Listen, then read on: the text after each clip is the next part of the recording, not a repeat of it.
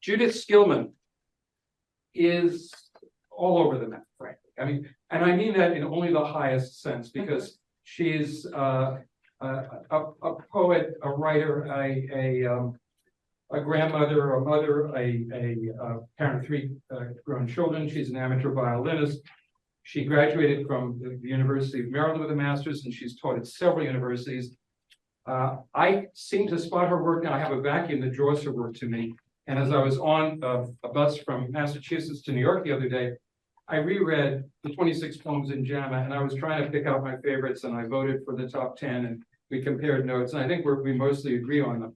But I just wanted to say that this is somebody that has other things to say besides the formality of the poems, and I'm looking forward to hearing Judith Skillman from Seattle, Washington. Is that correct, Judith? Is that what we're talking about tonight? Yes. Are you speaking from Seattle? Yes, I am. Great. Well, welcome. Well, thank you, Alan, very much for the over-the-top kind introduction. And I'm just so honored to be included in your June medical rounds program, and wanted to throw out a thank you to Andrea, who guided me back into Zoom world, which I haven't taught for a while. So thank you, Andrea. I appreciate all of you for coming tonight and tuning in, whether you're live at the university or virtual via Zoom. And it has been a pleasure, Alan, our conversations and learning about the important work you do, bringing the humanities to medical practitioners, physicians, trainees, interns, and many, many, many others. So I'm just thrilled to be here. And I'm gonna go to the agenda for tonight. I don't know if you can see that, but it doesn't matter really if you can see this or the poems, but if you can, so much the better. So I'll start by reading 12 poems from the Journal of American Medical Association's Poetry and Medicine column, not in any particular order. And then I will discuss my healing journey, which is ongoing and will last for the rest of my life. I would like it if you ask questions and comment anytime during the presentation. Feel free to do that. And then I'll go into some healing modalities that have been helpful for me, and a list of resources that might be helpful to some of you folks. And then at the request of Alan, who kindly asked me to share visual art, I will be doing that. We'll read another poem by a Swedish poet that speaks to bodily trauma and its residue. And then I'll have a few questions for you. So let's get going with these poems. The first one is titled Post-Vitreous Detachment, or PVD. It's a fairly common aging condition, and I've had it in both eyes, but the right one was problematic and came close to requiring laser surgery. So I'm very grateful to have been spared that. Post-vitreous detachment. The spider in the corner of my right eye was born on a Monday as a paisley. When I scan, it follows. The legs climb from 6 o'clock to 3 o'clock to noon, return to trouble the field of view I took for granted, dead center. Drama unveils the body as unwilling host. Childhood arachnophobia, and worse, shadows of the eight-legged terror thrown like freight against the retina, a holy wall. So far, the young specialist explains, intact. Myopia plus age dries gel. Where's the girl who'll wed her nightmare? Inhabit fear. So far, there is no tear.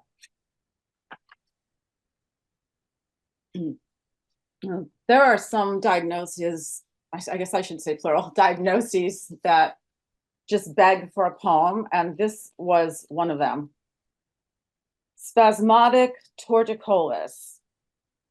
It sounded like an Italian dish, something with artichokes, fresh bell peppers, curvy pasta, and asparagus, not a malady. The doctor said it happened while you slept face down on one side for too long. I felt like a horse in blinders, unable to turn toward the pain of an excruciating street scene.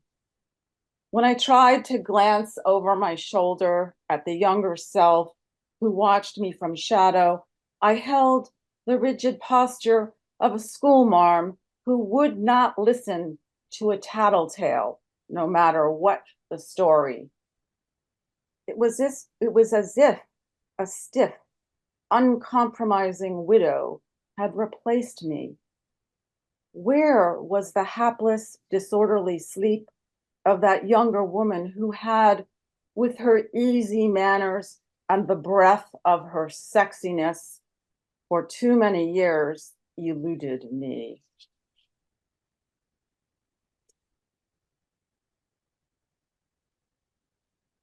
So one thing I wanted to address with this next poem is sometimes um, a very well-intentioned physician will say something that I feel is gratuitous. And I wanna actually add a caveat to that, which is I would not be here without Western medicine. I've used up all my 8 of my 9 lives.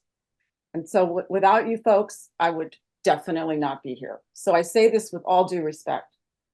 However, mammograms are tough, and I think they've come a long way. But this particular mammogram, the doctor said that he saw a wolf in sheep's clothing. Now, granted, that's very biblical. It's a remark, but I felt that it was gratuitous because it's very scary. And until the results are in, it's just my, in my humble opinion, just don't say things. Titanium seed. And now it is with me, become a part of flesh inside, as small as a sesame seed, part and parcel of those waves seen on the screen before as the ultrasound went on. The technician rubbing her wand up hills of black and white. The doctor asking for 2 more paddle mammos, then a biopsy. And now it will be mine, deep inside, to carry through airports, not setting off any alarms, they assure me. Not anything other than a placeholder for cancer, if cancer were there. What if the doctor missed the spot, I wonder, touching the side of my left breast, giving in to tears? How much lidocaine in a single life? Do you want another Valium? No, that won't help. Hearing what transpires as I lie between 2 triangle pillows, placed like an offering to this demigod who may or may not find what appeared on his screens. Days pass.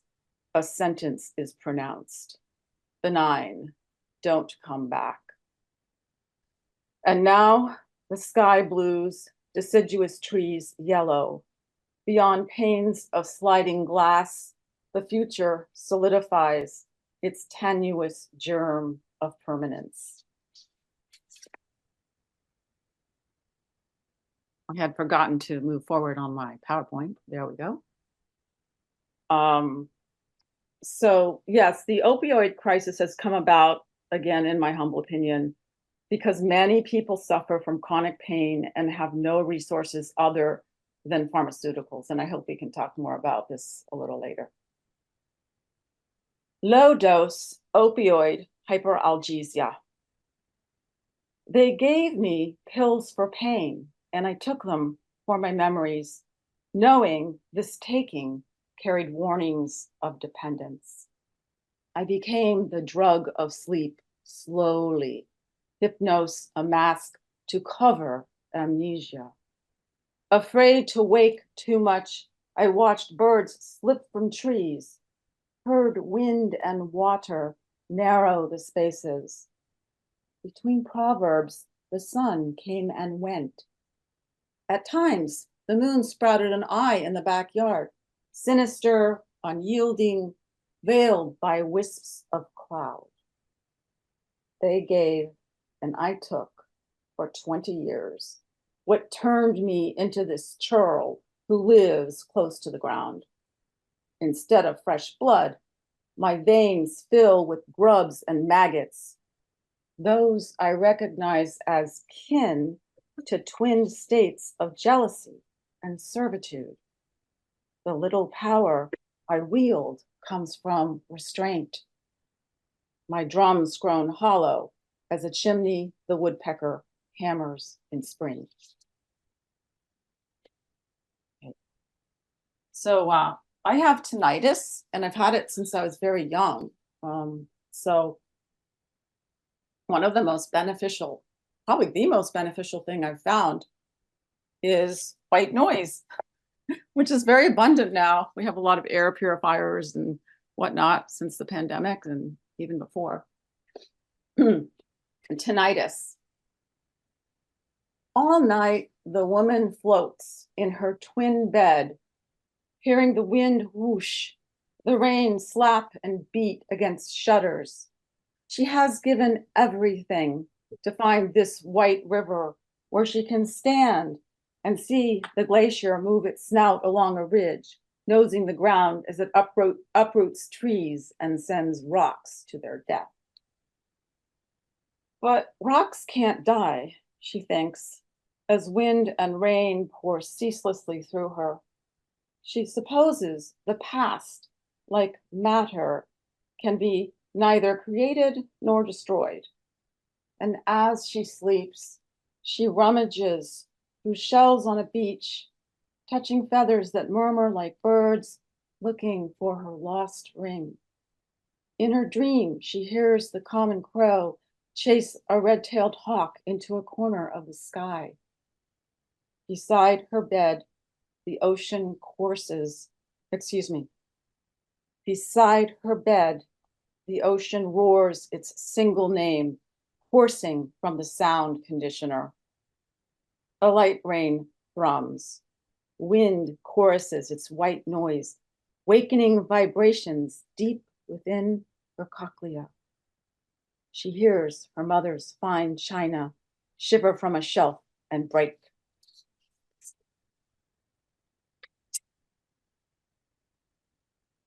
Strangely, I first had this condition called breath hunger, which when I researched it, it's now more called air hunger, when I was pregnant with my third child. And I'd never had it before. It was in the early stages of the pregnancy. And it was just like, I couldn't get a deep breath. And it was really frustrating. And come to find Jocelyn, my youngest child, has some allergies. So I don't know if there's any correlation, but I think nowadays they would say there is. And the word shella here towards the end means a pair of hinged claws, curved and used for feeding, defense, and courtship. Breath hunger. As if she were at altitude, the air thin and cold. A dilution, a lack, the same kind of dread as a death rattle. Mornings, when she ran uphill, the trees were swollen with oxygen. Branches reached towards her, tentacles like the octopus. She was afraid of bright orange, of what waited on the culvert along the spit in the drowning place. There, below the water line, etched on steel, was the tell, tidal highs and lows, driven by the full moon. She picked tiny crabs like berries from metal, held them at arm's length, and watched their legs beat, miniature pincers nipping at nothing. Thought she would like to hold the octopus in her mind like a question. There was nothing but the bloating of all that was not hers. She envied those who could breathe freely, laugh, yawn, call the earth home. Even the cella had its grasp, the claw its largesse.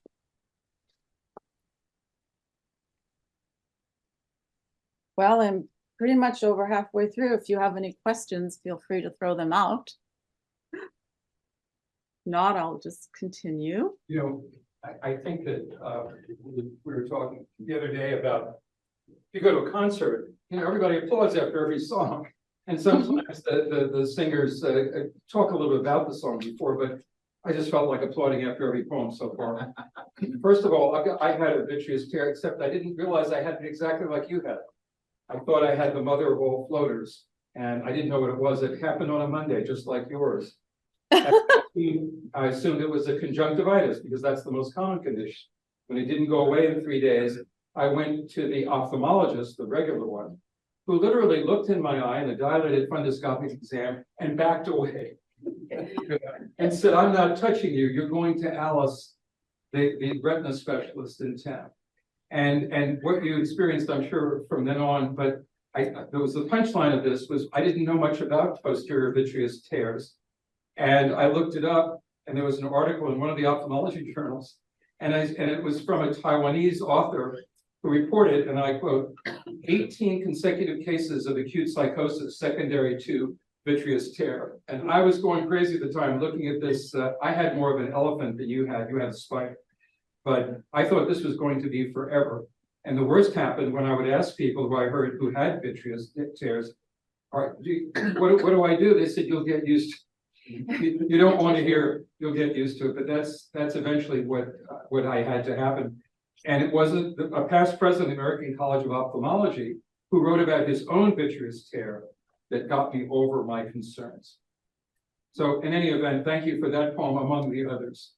Anybody have any other thoughts? Fascinating, Alan. I have had this is Andrea.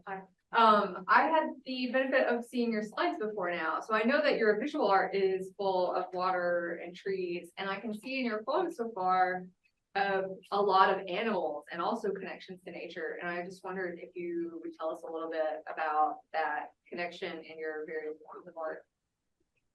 Thank you for that question. And it's very salient because interesting that you noticed that. Yes, nature is the great healer. I mean, to be in nature, to witness and be around trees and water has been invaluable to me over the course of, you know, this unpredictable life of, well, not only things that I didn't expect to happen. I mean, we never expect anything bad to happen to us. We're just very innocent in that regard, I think. And then also the aftermath. So yes, I'm very, very, the most happy I can ever be is when I'm in nature.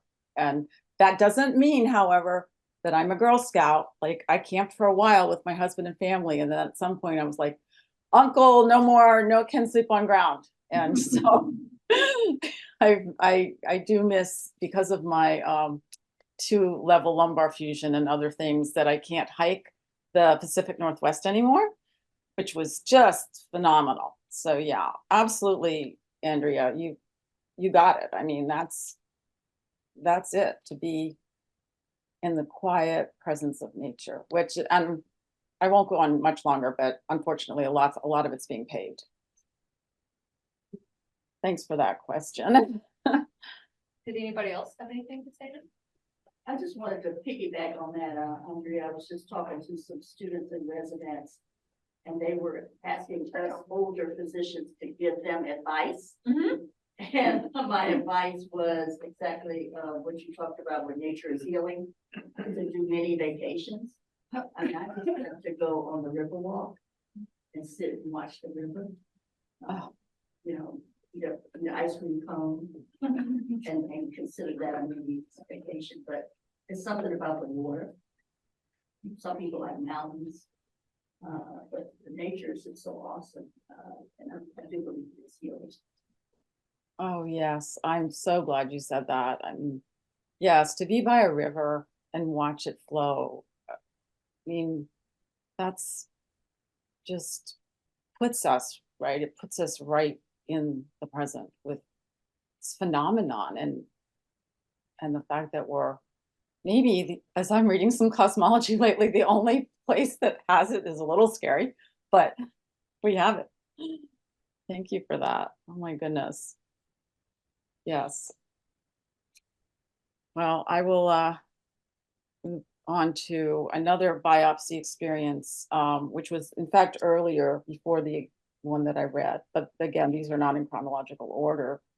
And I just have a note on, well, I've already said, I've had quite a number of breast cancer scares, and I'm very grateful to be here in healthy biopsy. Not so much the lidocaine's eager bee sting, nor the narrow needle probing her left breast to aspirate fluid from the carrot-shaped dark, followed by ultrasound. Not pain per se, rather what follows. The barrel-shaped vial and honey-thick fluid marked with her name and date of birth. No, not the stinging, nor the dull ache that inhabits the hive of her breast afterwards. The problem lies in the vocabulary of pathology. Ducts trail string-like patterns on film, worm their way back to the inverted nipple she found while standing nude before the same mirror that gave her middle age, grandmotherhood, and dread. In situ, intraductal, ectasia, hyperplasia, carcinoma. She couldn't feel more like a hostage were she to don the bee's jacketed stripes, the garb of the jail. Now, an old word we have in our vocabulary still, maybe not so much now, but I had to look it up actually, rheumatism. So I think before all of these other autoimmune diagnoses came into play, you know, I know because I'm an English lit major and I love reading English literature. There's a lot of rheumatism in there. But in the absence of a better way to say it, I just decided to try that as a title. Rheumatism. Cold comes by degrees into the body as if through an alcove. A white toe, an ache. Dampness, the enemy. Mold, the base camp. Cold's key breaks in the lock, keeping other callers out. Summer, pleasure, girlhood, desire. The fish breaking water, the boat almost rowing by itself toward cliffs graffitied with lovers' names. In this room, the cold lives as a partner. One stays confined in postures meant to dictate the certain lack of movement common to those with exquisite nerve pain. As witness, the practiced smile and the faint, not bad. There's only a few more, and I'm going to move right ahead to shingles. Now, oh, no, that's wrong. I had a note, but the strange thing about having shingles for me, now that there's all these ads about Shingrix and how horrible it is, and I hear them on Pandora, and then I need to change the station because I did have the old-fashioned vaccination after I had shingles, but I won't get Shingrix. I didn't even know that I had it, and because of the other chronic pain, I mean, I'm not trying to be like, I don't know, pompous, but because of the other chronic pain I was in, it was like a minor thing. It was like, oh, that's really annoying. But then when I went to my doctor, he's like, yeah, you've got shingles. Shingles. My body, their house, their raised welts, the overlapping siding. As if a carpenter living inside my hip works ceaselessly, digging at synapses with his awl. I am driven into the fallen world by whorls that tell me where my nerves lie. Once pale skin reddens, thickens, seeps yellow fluid, sealing my joints, their blistered hinges. Devil's itch that festers at questions beyond good, evil. Shall we be bitter or resigned? the burnt skin plucked at, as pain's lyre singing at dawn. I think this is, this next poem is the one you referred to, Alan. And it comes because it came about, that is, having so many echocardiograms. And then, yeah, I won't go into my uncle. Because I have an abnormal EKG, and it still remains a mystery as far as what that is. It's a Q wave problem, and it remains a mystery. And I no longer get EKGs because when I do, unfortunately, I'm sent to the hospital, and I'm still here. Echocardiogram. My heart is a herd of horses streaming toward the finish line, hooves smacking against the track. My heart is ill, swollen in its chambers, where once the virus came and made me believe in Kierkegaard's either or. Scaffolding on the cot, where I listen to the dark blood that will not clot, running smoothly through aorta and artery.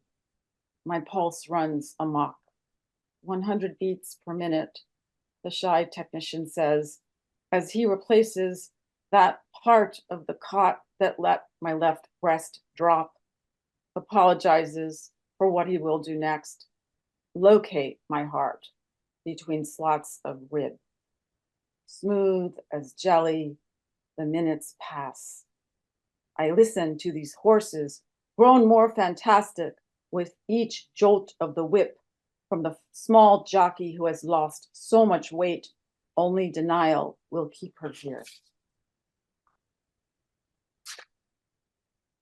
I have two more, but I feel like saving one. And I'm gonna,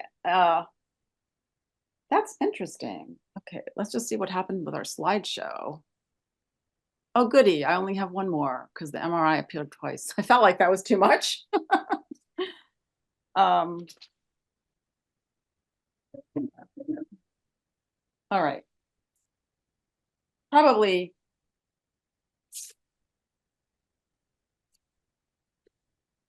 Yeah, I'm probably going to end with this just because it's the most biggest trauma that I've ever had in my life.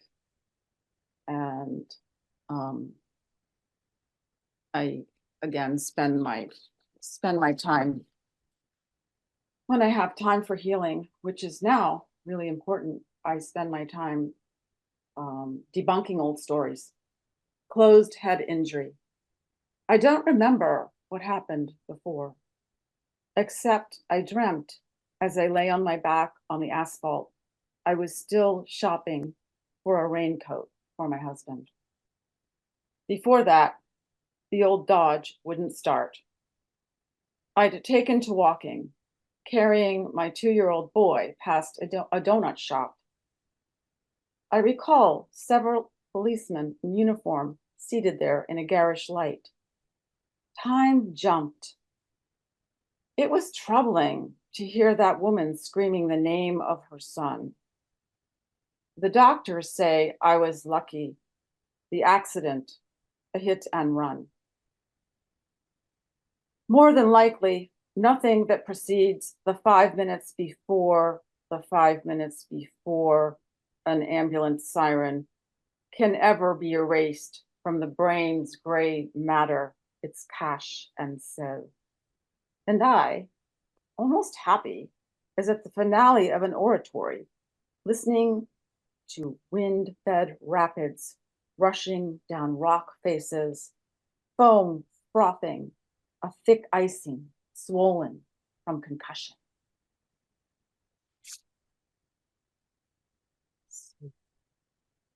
I may have screwed up actually in that there is an MRI poem and I got confused, but that happens. So we'll just move right on, forge ahead and come back to this one later maybe.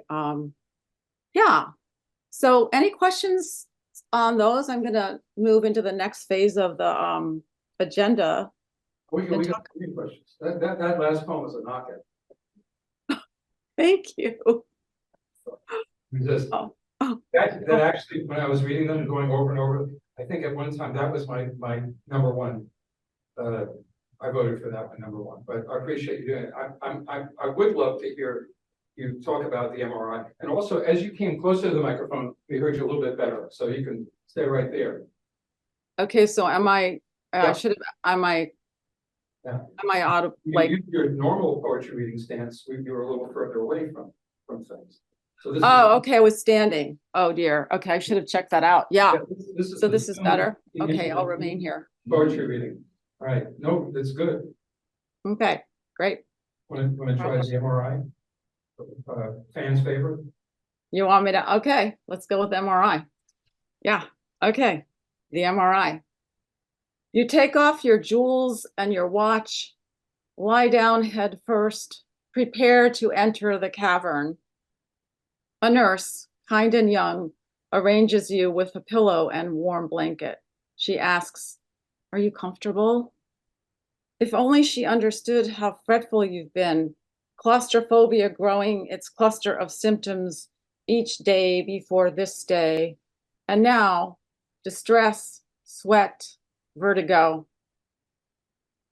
She places an emergency beeper in your hand. You can emerge at will from this procedure, though that will increase the length of time it takes. You hear the technician's voice in earphones. "Don't move. This will be a 4-minute cycle." She sings the instruction manual. Perhaps you feel like an astronaut traveling through space, each radio frequency pulsing a different oscillation. Some long and deep, others like the backward beeping trucks in your neighborhood. You decide to tour the solar system. After leaving Earth, you see the red planet's dust storms pass through the asteroid belt and head to Jupiter. From there, you're on your way to the rings of Saturn. Next, Neptune, and after Pluto and its cousins, you decide to skip back towards the sun. By the time you get to Venus, it's your disks they've mapped with detailed pictures of annular tears. I highly recommend that. It's much more fun than just being in an MRI. You have to go on a journey. It was fun. Yeah. So thank you for asking me to read that, Alan. And not like I'd like to have another one, but at least I finally figured out one way to have fun in there. Yeah. So what I've noticed about trauma, having had some, and everyone has it, is that it's curious how memory and the body store these shocking events. So it's an event that supersedes your body's ability to process it, as I understand it. You guys are the doctors, but that's what I have come to understand, is that it's shocking because it's an event that overrides and goes beyond what the body can handle, which is why we sometimes go into shock or whatever. But it's really curious to me how memory, as well as the body, store trauma with such longevity. And on my particular journey that I've been making, I think the key time of having a breakthrough came when I decided to get myself a life coach, which they're more common now. I don't know if they even existed like 30 years ago, but I've had a tremendously good experience with Erin Merrihew. She's listed here, and her website. And then with Kaylee Martin. Now, Erin is a life coach. Kaylee is a somatic coach.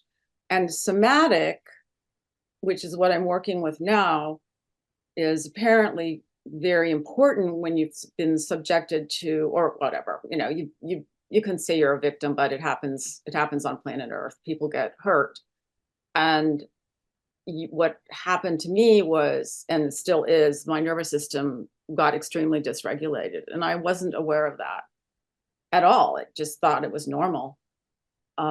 So I'm working on, and I have some techniques now, and it feels good to have some tools to restore a sense of, if not calm, at least, moving on the spectrum, moving closer to being calm. And then this one is just my bedside companion, Kristen Neff. It's all dog-eared. I have a new book, but I haven't opened it because I have notes all over it. The Proven Power of Being Kind to Yourself. I think one of the things that goes out the window when we've been hurt and we can't seem to repair internally is withdrawal and isolation, loneliness, and worthlessness. So this has just been a really, I'll put like a cursor over it. I don't know how to use emojis, or I, just put a little heart, and I heart all these. And then also by my bed, Sarah Ann Shockley, The Pain Companion, Everyday Wisdom for Living with and Moving Beyond Chronic Pain. Now, she had a very serious neurological injury, which I'll probably forget the name of, which I can't name it, but she writes from the true experience of being basically bedridden in her early stages of her pain. And she's the one who calls it a pain journey. I try to call it a healing journey, but whatever it is, it's very, very good read. And then I subscribe to the Daily Stoic, which just sort of gets you back to the whole, what can I control and what can I not control? And then my dear friend and colleague and famous writer, Janae Bauer, did an interview with me that I thought I'd put up here. So yeah. And the two biggest hurdles, I just want to say this last, are PTSD and fear avoidance behavior. Oh, whoops, I accidentally went forward. Whoop. Fear avoidant behavior was something I'd heard from a physical therapist. And I really didn't get what it was, but it's a very big deal. And now that I'm aware that I have it, it's kind of like having a phobia. So how do you get out of it? You have to go towards it, not away. So yeah, I've talked an awful lot. I'm ready for you guys to ask any questions or comments, or how this might apply to people who, I mean, you're fantastic at fixing the physical. Like I said, I wouldn't even be here